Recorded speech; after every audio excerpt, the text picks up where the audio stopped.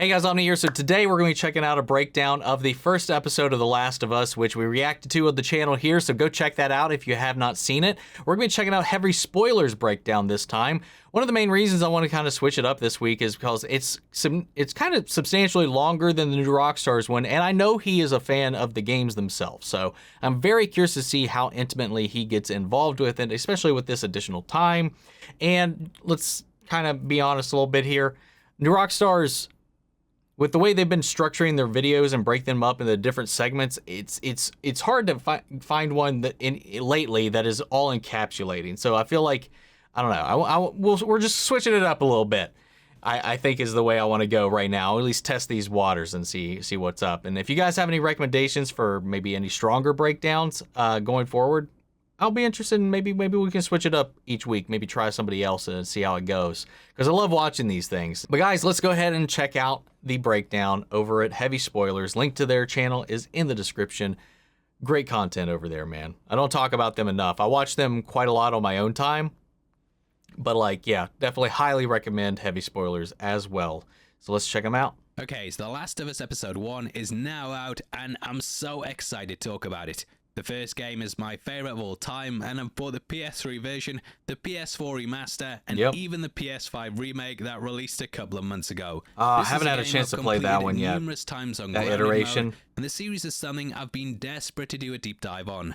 Throughout this video, we're going to be breaking down the first episode scene by scene, and talking about all the Easter eggs, hidden details, and what they did differently to the game. If you haven't played it, then don't worry, because we won't be spoiling what happens down the line, as I want you to enjoy the twists and turns as much as I did on my first playthrough. However, I may need to touch upon certain things due to characters that get name dropped here, but I'll only bring them up in our super spoiler section at the end of the video, which I'll give you a heads up on. I'm nice like that. Now, unlike the game, the series starts off in 1968. Originally, we watched as Sarah woke up in her bed and ventured about the house, but here they do it differently. Rather than throwing us in at the night of the outbreak, we get some backstory that wasn't even filled in the source material. The game told us very little about the virus, beyond it being caused by cordyceps, which had mutated to infect humans. These real-life fungi exist in the jungle, and the parasite infects insects and also arthropods. Beginning in 1968, though, we see a TV show in which two scientists do a big theory time about what the biggest threat to humanity is. The first one goes off about how we may have a pandemic-level event that's caused by a strain of influenza, which, awkward. Now, both games were made before the pandemic, and the creative team have retroactively added this into the show to comment on it, in my opinion. The scientist mentions how airplanes are a new element that will help viruses like this spread easier, and later on we see several planes flying overhead as Sarah, Joel, and Tommy make their escape. They add a lot of focus to them during the truck scene and actually change up how the crash happens. Originally, it was caused by another one hitting them, but they do a fake out in the episode and instead have plane debris causing it. Now, the scientist played by John Hannah talks about the threat of cordyceps and how climate change could allow the fungi to spread from the more tropical regions of the world to human population centers. He talks about how cordyceps work, and this is something that scientists have studied in the wild. The fungi infect their host, and they then fill them with hallucinations that cause them to act a certain way.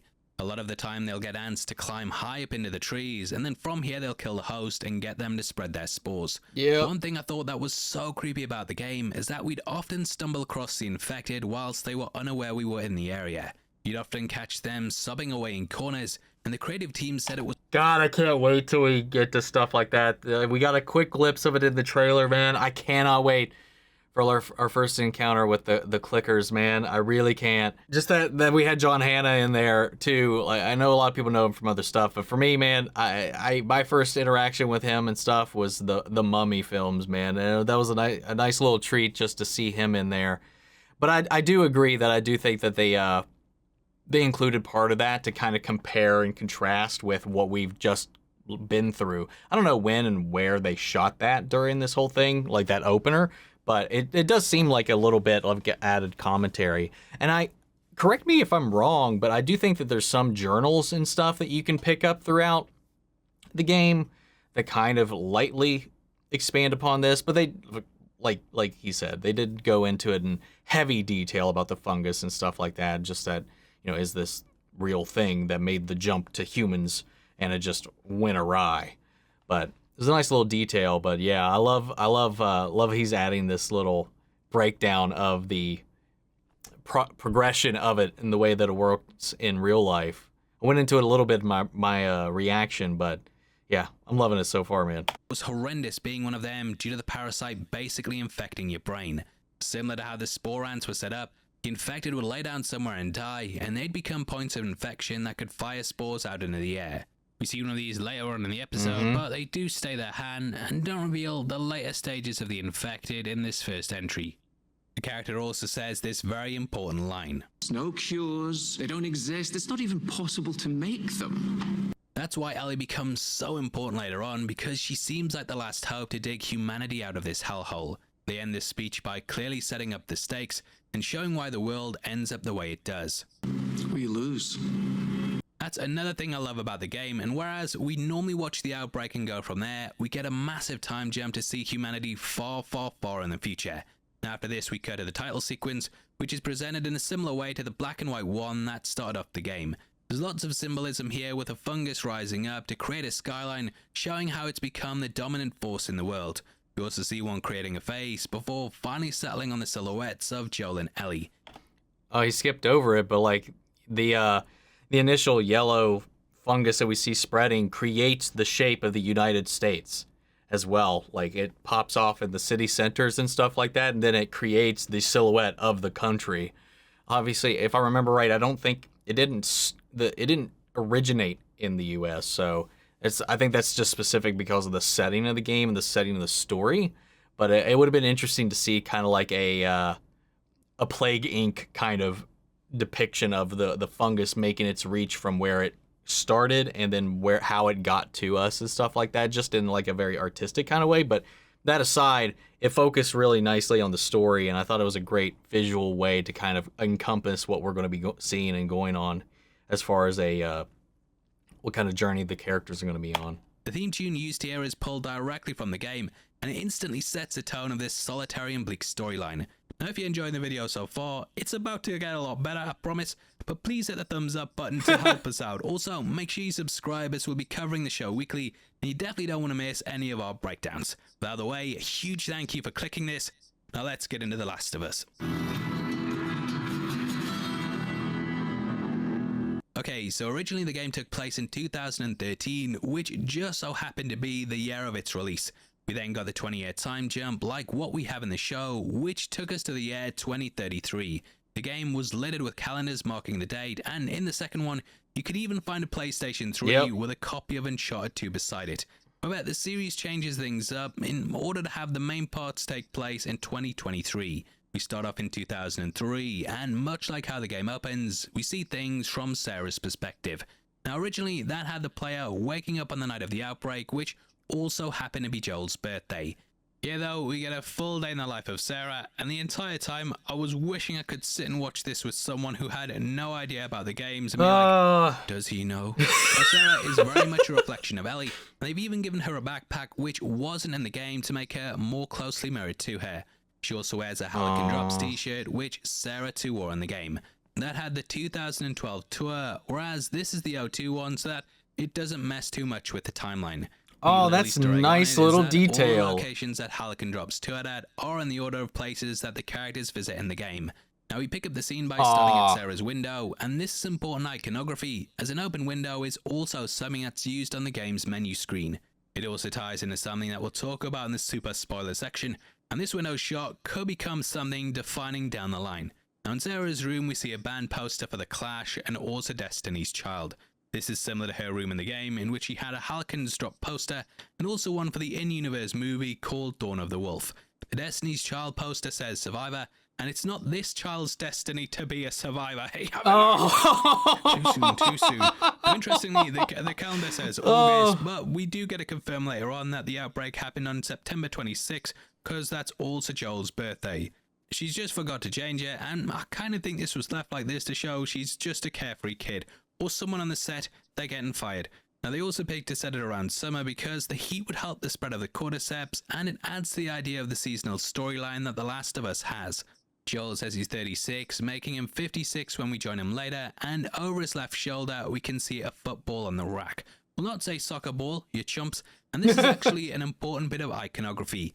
In the game, there's a photo of Joel and Sarah celebrating her winning a trophy, and the Yeah. camera goes back and forth over whether to acknowledge this or not. We get a brief glimpse at her on the team when we cut to the news report on the radio. We can see a photo of them all together to the right of it. Later on, when we see Sarah moving guitar. around the house, we also get a good look at the football again, alongside an acoustic guitar on the other side of the room. Joel's a keen guitar player, Yep. and we learn in the game that he even wanted to become a singer at some point in his early life. However, he and his wife had Sarah when they were very young, and she ended up leaving him, which is when he took on the responsibility of raising her. At this point walks in Tommy, played by Gabriel Luna. He sounds exactly like Tommy does in the game. It and is so I actually eerie. closed my eyes and couldn't tell the difference. I was having pancakes. They got no clue. It's so weird. How does he sound just like him? But we ain't the only town. We know Joel and Tommy worked as carpenters, and unfortunately, due to a job, he has to work a double shift to get stuff finished for the day. At this point, a news report goes out over the radio, and we hear a mention of Jakarta. We don't know where the outbreak originated from due to the game not really telling us, but it is possible that this is the show filling in the backstory of how it came about. It's of course a very hot country, and this would tie back to the climate comments made by the scientist earlier on. Joel's t-shirt's inside out, and I like how they have him donning the grey one that he had at the start of the game. This is reflected in Tommy too, who's wearing a salmon shirt like how he does in the intro. Now Sarah then goes to Joel's room and takes his watch out the drawer so that she can get it fixed. In the game she just bought him, but here she's using his money to get it fixed up because she's a cheapskate. She's a bloody cheapskate. Now Joel's watch is extremely important as it breaks on the night the infected rise up, but he keeps it with him as a memento. Though he shuts himself off from talking about Sarah, there are points where he can be seen longingly staring at it as a reminder of what he's left behind. She also finds a knife in his drawer, hinting at him potentially having a darker past, and outside we see that the truck has combat veteran on it. Now from this it's possible that he might have been part of Operation Desert Storm, however, this could actually belong to Tommy as well, as he's the one driving it. Captain Obvious here, but a bit of, I think Thomas stuck it in quickly. But Tommy did end up joining the Fireflies when it all went down, and his experience in the army could have been the reason why he got so high up in the ranks. Joel says to Marlene later that she turned his own brother against him, and we might see more of the group from Tommy's perspective. Oh, I would like that. It's not in the game, so it's not a spoiler, so you better not be fucking complaining. Now we also meet the neighbors at this point, and in the game, this is where the first infected attacked from. However, it wasn't an old lady, and instead, it was a man that attacked them called Jimmy Cooper. What's going on? It's the Coopers. Something right with them. I think they're sick. What kind of sick? Jimmy! Dad? At school, we see a picture of George W. Bush, who would have been president at this time due to him being in the job from 2001 to 2009. Here we can see the infection has started to hit humanity, as we can catch a student twitching away, which we later see at the federal camp is Muscle one of the signs of spasms. infection. The cordyceps attach to someone's brain and affect their nervous system, which is why these little mannerisms start before it takes control. Love the little detail as Sarah steps off the bus and we can catch an advert for a Nokia 3310, which I think I probably had back in 2003. Snake I 2, did. reigning champion, Yep. you don't at me. Anyway, Sarah gets the watch fixed and we start to see that something might played be off so due much to the amount of sirens Snake, and the man. fact the shop owners close up. They're likely making a run for it like we see people doing later on, and hey, I appreciate the blind thing was a little clock face. Sarah visits her neighbors, the Adlers, and she asks to borrow the DVDs Curtis and Viper 2. This is a film that later popped up in The Last of Us Part 2 during a conversation. Has some big spoilers that kind of riff on this, I'll say for the super spoiler section, and I'll also go through what was said in regards to the plot of the movie. Now Sarah later gives this to Joel, and the reviews say it's one of the best performances I've ever seen. Little bit of a funny story here that always makes me chuckle. But Jonathan and Paul Ross both used to be massive movie critics, and they had a bet with each other about who could get on the back of the box for Batman Forever. They both wrote really stupid reviews, and that's why the back of the VHS tape for it has the quote from Jonathan Ross saying, "One of the greatest movies ever made. Batman Forever, one of the greatest movies ever made." Anyway, That's something's cleaning hilarious. up with the neighbors, and the dog is acting strange too. The dogs were used by the bandits to show whether someone had cordyceps or not, as they of course didn't have the fancy tech that the federal agents do. Now at this point we get Joel and Sarah having a conversation on the sofa, which is pulled directly from the game. Yep. Honey, this is... It's nice, but I think it's stuck. It's not. What? No. Oh, ha ha. Did you? What? I don't hear anything. Where did you get the money for this? Where'd you get the money for this? Drugs.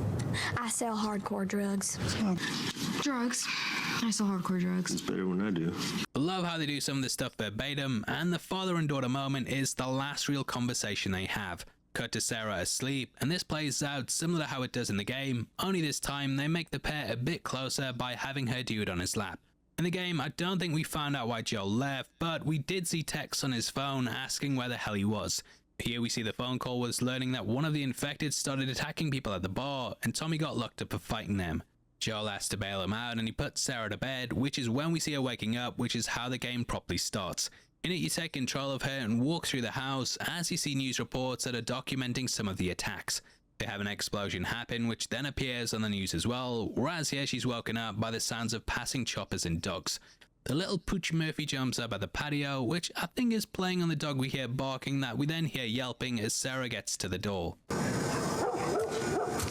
Aww.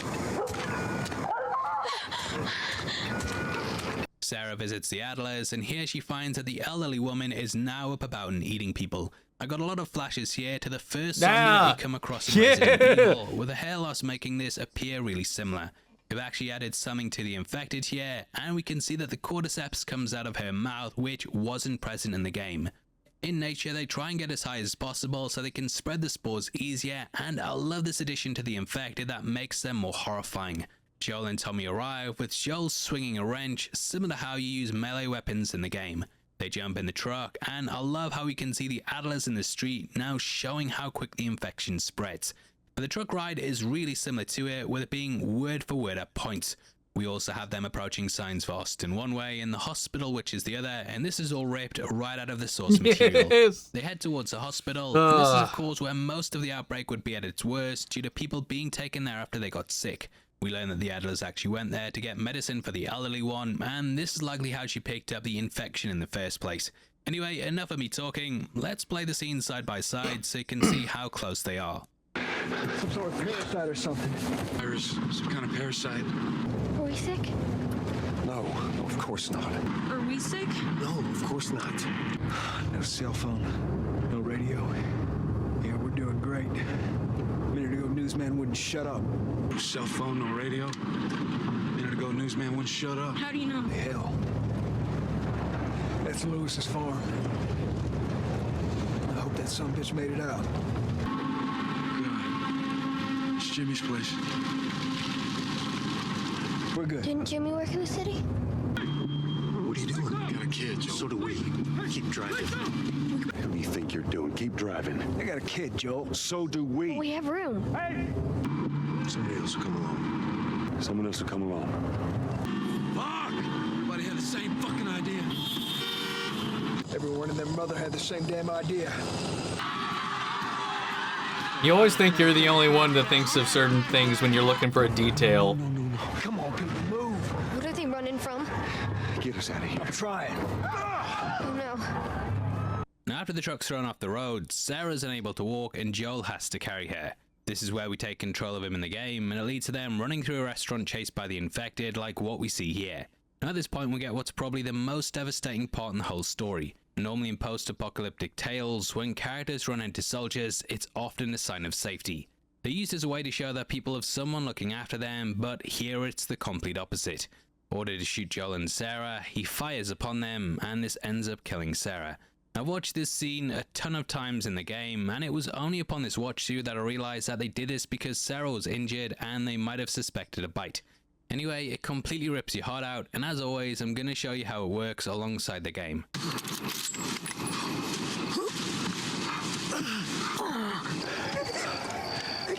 Oh no.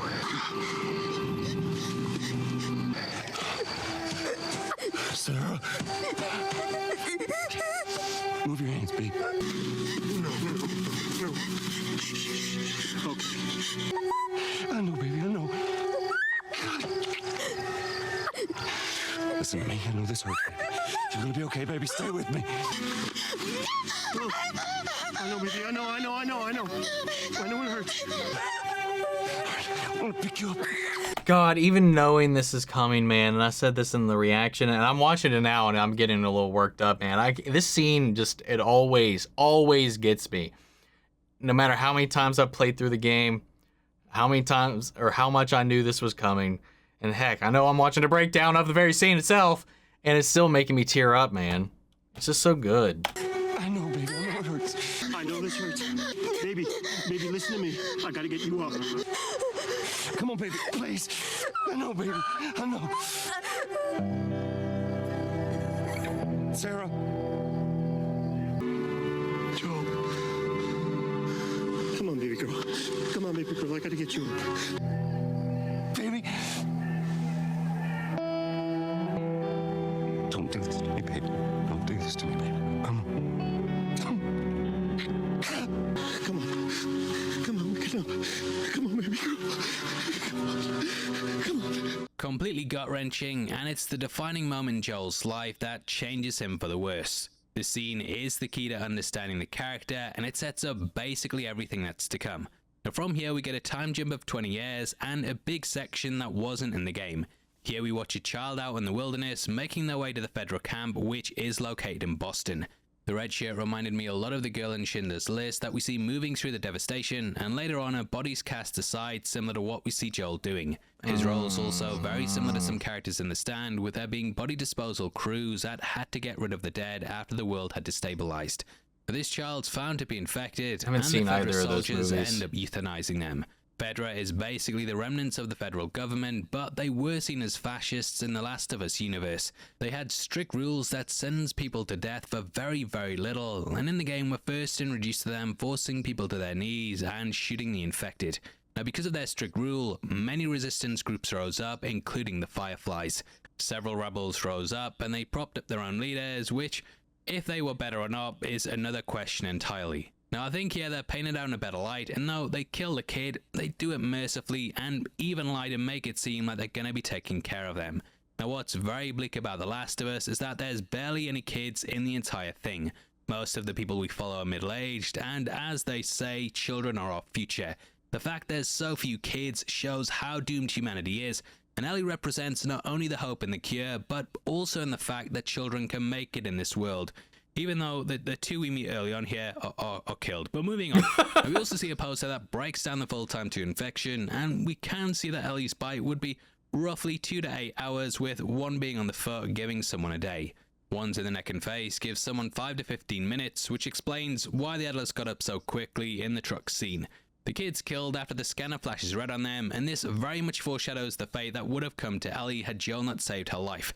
It's heartbreaking because we don't really know what the red symbol means, and part of me was hoping that the kid made it out after the guard said you're safe. Sadly though, we see her body in the back of a truck, and this is how we're reintroduced to Joel and where he is now. Carries the body almost like how he did with Sarah, and dumps them on the fire, showing no attachment at all. At this point, we see ration cards being handed out. These also appeared in the game, and they look identical to how they did in that. We then cut shots of the city, and also get a curfew sign. This pops up in the game as well, and it's identical to the one you see when you first walk around Boston.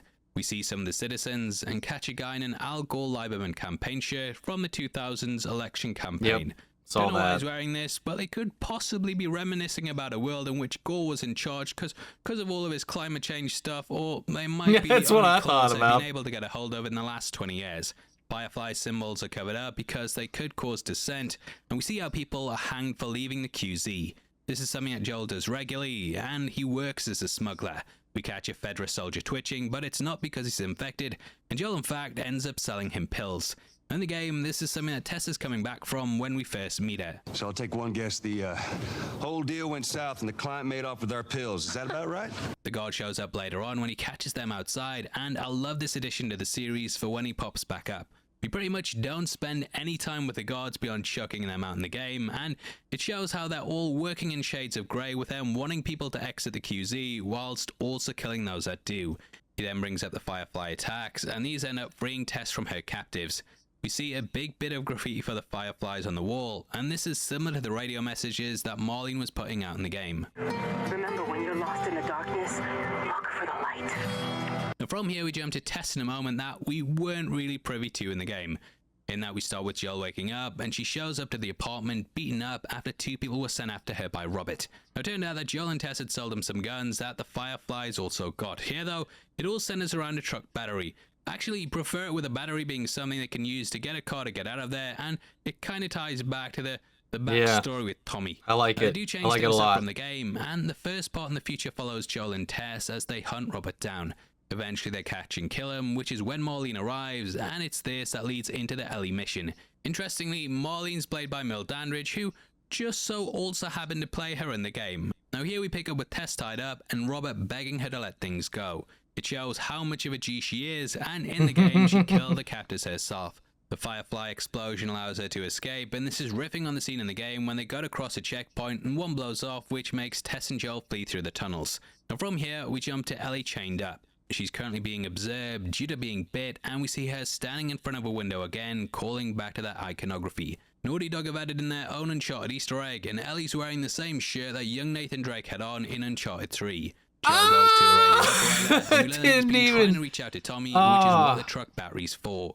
He returns to the apartment and falls asleep on the bed, hearing echoes of his brother screaming. Joel, Tommy, and Tess had to do horrendous things in order to survive, and we might even get the backstory filled in beyond what we got in the game. Cut to Joel waking up, which is where we pick up after the time jump, and we see Tess telling him about Robert in a scene that echoes how we first meet her.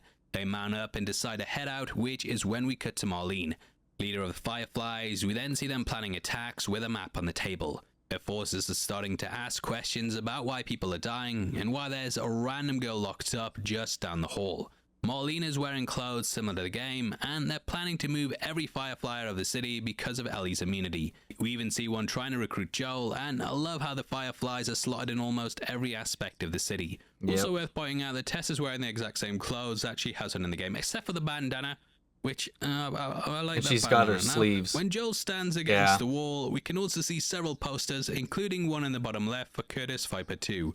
At this point, Marlene goes to Ellie, and she throws her bag over. This is exactly the same as the game, and it even has the little Cyclops head like what the character has in that. We also see her pull out a flick knife, which is something that she uses throughout the original work. Marlene gives her the keys to her handcuffs, and she brings up the Federal Military School. Future spoilers that we'll not spoil now, but we will talk about them later on in the video, and how this ties into parts of the story coming up. Now, it's sort of touched upon here, but Marlene had Ellie drafted into a Federal program as a child, and this was to keep her safe. She knew her mother and wanted her away from the Fireflies, and also brings up Riley, which, we'll save that for later on. Anyway, she warns Ellie that she'll be killed if people know about her, and this comes to be true. Joel and Tess make their way through some buildings, and they move underground, which is a similar thing to what they did in the game. Now they come. I'm still gonna hold off what I want to say about that until the other person shows up, and it's not Riley. It's not the person that I'm thinking about. There's something about the casting of Bella Ramsey with the casting of another character that makes it just even more spot on. Across an infected person who's grown into the wall, and I absolutely love the look of this, as it hints towards the more mutated ones that appear later on. Everything is spot on here, including the green wall, which looks like it's ripped right out of the PlayStation Classic. When moving through the tunnels, you encounter someone stuck to a wall, and I was kind of hoping they'd pull out the gas masks for this bit, but unfortunately they don't. Now those stuck into the wall would attach and then fire spores in the environment, but sadly they cut that out here. Anyway, it leads them to the Firefly base, which is where they find Robert dead. In the game it was Tess who shot him, but either way, he gets capped in the same place. At this point they come across a wounded Marlene, similar to the source material, and Ellie attempts to attack Joel, which is how she's first introduced in the original work. Joel and Tess are tasked with transporting Ellie to a bunch of Fireflies, and in exchange they'll be given a whole truck. They agree, and we get a scene in which they rest up in a room whilst the rain pours down. This is similar to how it played out in the original, with them all laying low here for the first time, and Joel getting some shut-eye. Ellie finds a note detailing code words, and throughout the game, you'd often come across notes with crude scribblings in them, detailing things like safe codes, backstories, and information about the groups you'd encounter. This is inside a Billboard book, and it details how songs from each decade detail whether there's a new stock in. Now, the 80s have a big X next to them, and we learn that this means danger. This is very important, as come the end of the episode, we hear a song detailing the danger that they're heading into. We can see that the pages open on the 1970s, and at the top you can catch the long and winding road / For You Blue. Released by the Beatles, this single had For You Blue as the B-side to it, and The Long and Winding Road could be a little nod to the big journey ahead of them. Big reach. But yeah, it's been left behind by Bill and Frank, who we'll talk about more in the spoiler section I've been teasing. Joel falls asleep, and we get some repeated lines from the game. You mumble in your sleep. You mumble in your sleep. Now that night they sneak through the streets, and I remember playing this and it being so intense as the trucks move past and spotlights rain down outside the wall. Such a stressful like sequence. What we see here, and have to avoid searchlights as they pierce the surroundings. Love the juxtaposition of a big sign that says welcome, which is of course something that the shadows of the Federal soldiers completely go against. We then get this line from Ellie. Holy shit. I'm actually outside. Holy shit, I'm actually outside. And they also sneak through a pipe, which is a lot like the sewer ones that you ended up crawling through. At this point they come across the soldier, whereas in the original they were caught by two. In the game, Ellie attacked them upon being scanned, and Joel and Tess jumped and shot them respectively. Here though, he gets a PTSD flashback of Sarah's death, which triggers him into attacking. I actually think this works better, especially with a soldier returning, and it shows that Joel's even willing to attack people they know if it rubs him the wrong way. They discover Ellie's bite, and she says, Look! This is 3 weeks old. Nobody lasts more than a day. It's 3 weeks old. No, everyone turns within 2 days, so you stop bullshitting. It's 3 weeks. Now the alarm rings, and the group head through the fence, which is when we cut to the...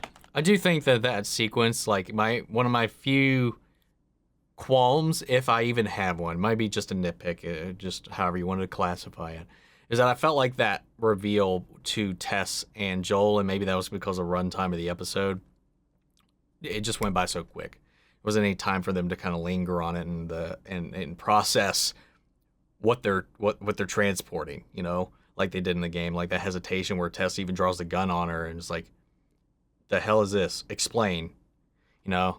But they just like, all right, we gotta go. That was the only thing. I wish we could have lingered on that a little bit longer. To the radio to hear the song Never Let Me Down Again by Depeche Mode. It contains lyrics like I'm taking a ride with my best friend, sort of playing into the show. Now, this signals the incoming danger as we watch the group head to the twin skyscrapers from the game.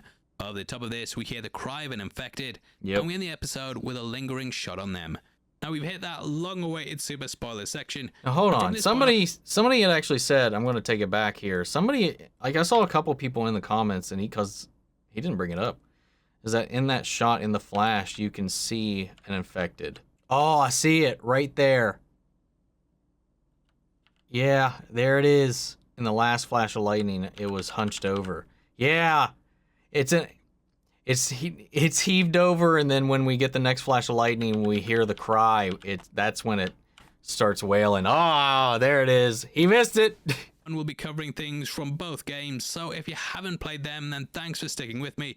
I'll see you next week. You better be back, mate. You promised you would.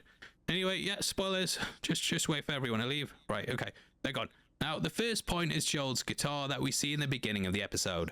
This is how the second game opens, with him strumming away on it.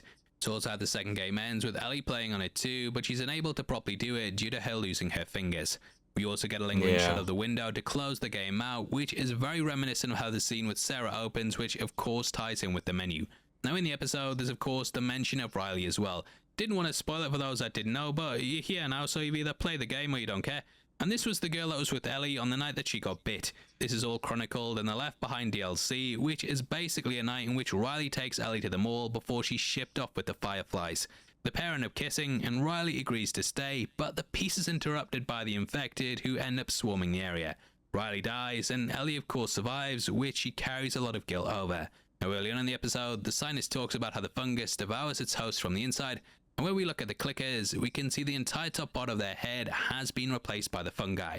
The scientist also explains how due to the fungi being something we use for penicillin, that it can maintain a host for a prolonged period of time.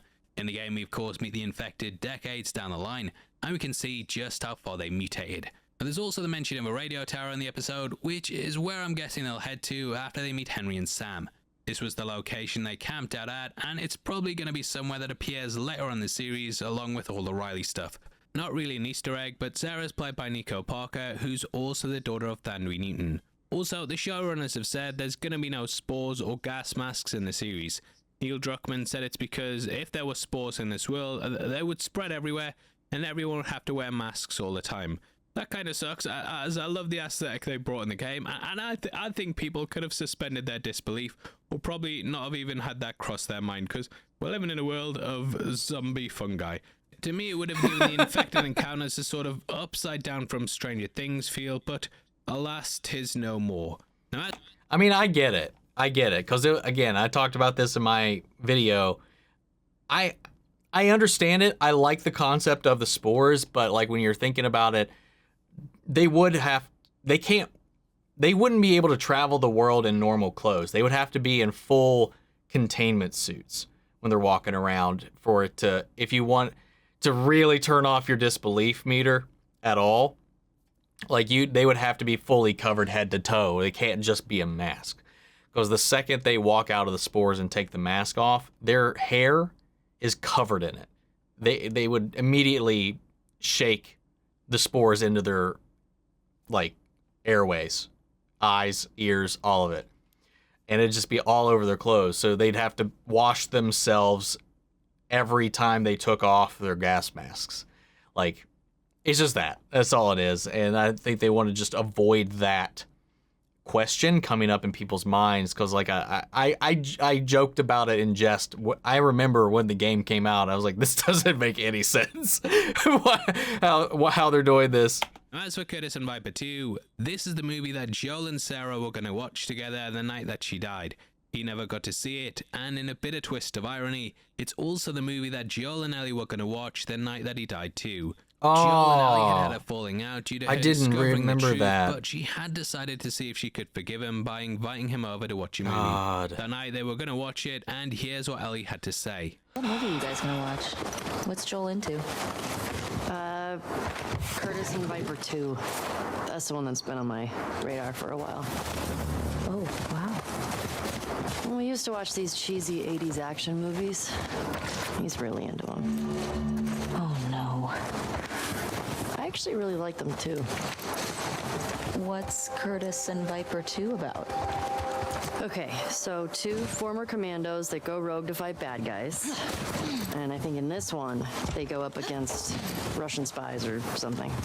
I'm more interested in this than I thought I would be. All right, so the young one, Viper, he's a trained ninja, and he's a complete badass. So how old is he in the first movie? 10. Wait, how many movies did they make of this? I think they made 4? Jeez.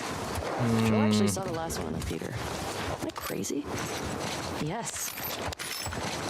Lastly is Bill and Frank, the former of which we know will be played by Nick Offerman. Yep. He's someone Joel and Tess have had a long-standing relationship with, and upon reaching him, Joel and Ellie are escorted to a school in order to get a car battery. They don't get it, but they do find Frank, who we discover was bit, and he unalived himself, which I have to say, because YouTube's been ridiculously strict with the demonetization recently. The pair were lovers, but they grew apart, and Frank fled in order to get away from him.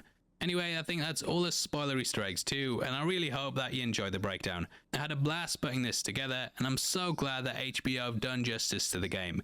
I was worried they might mess it up, and no, it's very, very early days. I think this first episode was great. Really captures the feel of the source material, and as a fan, I couldn't have asked for more. Obviously, I think I'd love to hear your thoughts expands on it a lot too. Yeah, this was a great way to start the series. Now, if you want something else to watch and you don't mind Last of Us spoilers, then definitely. All right, man. That was a really good breakdown. It was very, very thorough. Except for that one little nugget that I missed myself the first time, so it's not whatever. It is what it is. The infected at the end, howling at the cityscape at the end. But aside from that, so thorough and detailed, to the sign work, to the correlations between the scenes, comparing the scenes. And it just again, just shows me the attention to detail and love that is going into adapting the series. Because I do feel like the changes that have been made so far help better smooth out the flow of the story. You know, since we don't have the active interactive elements of us controlling Joel, the action sequences and stuff like that, which we still have. There's still going to be action set pieces and, you know, stuff happening, obviously, but like the act of us being the driver in the driver's seat of the characters is removed. So that they've got to find a way to work around that. Like with the whole section with Robert and stuff, that's a whole thing of you and Tess tracking him down. But that's not really important to the story in the long haul of things. So like, I liked the way that they truncated that. They've trimmed some things down, and they've changed some things, like with the plane crash, instead of the truck hitting them, in these little ways that keep people who have played the games on their toes. Like a lot of us was like, all right, where's the truck coming? I found myself doing the same thing while I was watching. I was like, all right, where's the truck going to hit them? And then they faked out the truck and they dodged it. I was like, oh, huh, okay. Are we going to fake out one truck and then they're going to get hit by another one? No, here comes a plane. It was wildly interesting. And just the attention to detail from the affection and all that. And I know people are going to harp on the spore thing, and I do get it. Again, aesthetically, as an idea and a concept, especially for gameplay and just the visual of it all, I do like the idea of spores and these environments where you just cannot breathe open air. But I get the necessity to try to eliminate that, because it does create logical problems in the story. Because so far, I mean, everything in the show is grounded. Like from the infection itself and how it spreads, it's very steeped. It borderline science fiction in a way, but it is something that, you know, like they said, can and could happen. Even though it does transmit itself via spores in real life too, they had to rein that in a way. So maybe the mutation in this world that causes it to infect humans causes it to be a little more direct about how it infects humans versus the spores. That's just an easy way you can kind of work around that in your head for me. It's not a big deal. I'm not lost on the whole spore thing completely, but it does make me curious about how things go once we see, you know, people who have been infected for longer periods of time and whatnot, and how maybe they'll work around that. But yeah, I'm very curious to see what they do with this. I think they did a fantastic job. I think just in this first episode alone, it's the best adaptation I've seen of a video game. Now, it could completely derail later in the rest of the season. I doubt that. But I'm very optimistic about this show, and I think this first episode really showed that they treasure everything about the game. And they're holding themselves and the story and what they're doing to a high standard from what I've seen. And like I said, the only real hiccup that I had in the episode was just I felt like the reveal scene to Joel and Tess was a little quick. They didn't linger in that moment too much. But I love the world building. I love the way that they're expanding on the world in these ways that the game kind of pushes you along from. Like, there's a lot of these things you can hear in the discussions as you're walking through the towns, like the billboards and stuff like that. But like the way that they've kind of expanded upon the day one of the outbreak, leading up to it, expanding upon the relationship with not only Sarah and, you know, Joel and Tommy, but her neighbors, to kind of build up that tension when they do turn and attack, to the outbreak, the devastation, the lead up to it, the subtle signs of the infection itself and the way it creeps into the story and the narrative, and then just the way that their life is now under this like boot of Fedra that we see, and then we see that there's unrest in these little details hidden and taken straight from the games. It's just really, really well done. There's just a extreme amount of detail that has gone into bringing this adaptation to life, and it just got me excited to see where we're going from here. And there's a casting thing I want to talk about Bella Ramsey when it comes up, because they mention her mother in the discussion she has with Marlene, and I want to touch on that because they have cast her mother, and if you don't know anything, I don't want to go into it, but we'll get to it. Oh, there's something about her and her mother that I want to talk about when we get to it. So that's the end of it, because I don't want to spoil anything for anybody. So anyway, guys, What'd you think of this breakdown? What did you think of the first episode? Sound off in the comments. Let me know your thoughts down below. We'll carry on the conversation after the video. Make sure to check out my reaction if you have not already. Subscribe to Heavy Spoilers if you are not already. Links to their video is in the description below. And I'll see you guys next week for episode 2. But before we go, I want to shout out our channel legends. Manny, Sharon, Ryan, Karen, Jason Coleman, Philly Vane, Yorick, Corey Scott, Margaret Grace, Melita, Robert Anguiano, Raven McGann, Jeffrey Hale, M. Sephiroth, Jake Cantrell, and Amy Becca. Thank you guys so much for your continued support. But that's it for this video, guys, and I'll see you all in the next one. Take care, everybody.